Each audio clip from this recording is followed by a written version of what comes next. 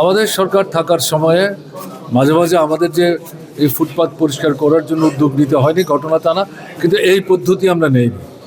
যেভাবে উচ্ছেদ করছে এটা অমানবিক। তবে এটা ঠিক, রাস্তায় তো শুধু গাড়ি ঘোড়া চলে না, পায়ে হাঁটা মানুষও চলেন, তাদের জিনিসপত্র কেনাকাটির জন্য যেতে হয়, হাঁটতে হয়।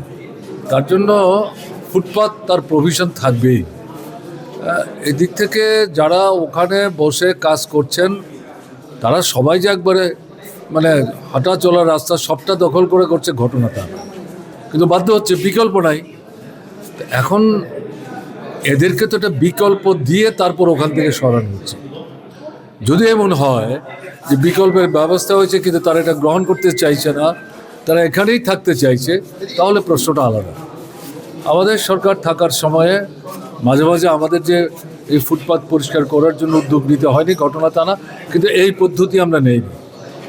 আমরা বিকল্প ব্যবস্থা করেছি এবং আপনারা দেখেছেন যারা খবর রাখেন, আগরতলা শহরের বিভিন্ন এলাকাতে এই ধরনের হকার যারা ফুটপাতে বসে যারা কাজ করেন তাদের স্থায়ীভাবে একটা আস্তানা বা ঠিকানা দিয়ে ওখানে যাতে তারা ব্যবসাটা ঠিকঠাকভাবে করতে পারে তার ব্যবস্থা করেই তারা যেখানে ছিলেন এখান থেকে তাদেরকে সরবার জন্য আমরা আবেদন করতাম, অনুরোধ করতাম। এর মধ্যে যারা একটু উলটপালট করার চেষ্টা করতেন তাদেরকে তো স্বাভাবিক কারণে প্রশাসনিক ভূমিকা নিতে হতো।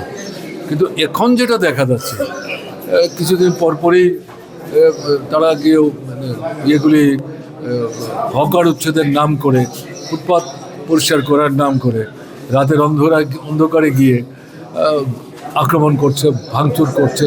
এবং সবচেয়ে খারাপ জিনিস যেটা, ঠিক আছে দোকানটা সরাতে হবে, তাদের যে সামগ্রীগুলি এগুলি কেন নষ্ট করছে?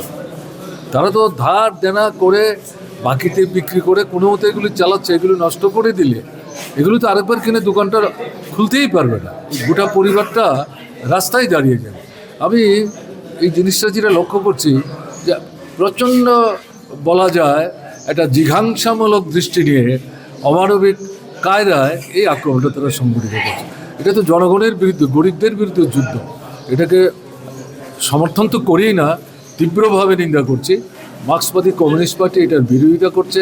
গতকালকেও আগরতলা শহরে পার্টির সদর কমিটির উদ্যোগে এটার বিরুদ্ধে তারা প্রতিবাদ করেছেন এবং দাবি করেছেন বিকল্প দাও, তার ব্যবস্থা করো, জিনিসপত্র যাদের এগুলি সরিয়ে নেওয়ার জন্য সময় দাও, ভাঙচুর করো। এটা তো মানছে না এই সরকার, এটা ক্ষমতা দেখাবার চেষ্টা করছে। এটা ঠিক হচ্ছে না, এটা তীব্রভাবে প্রতিবাদ করছি, এটা হওয়া উচিত না।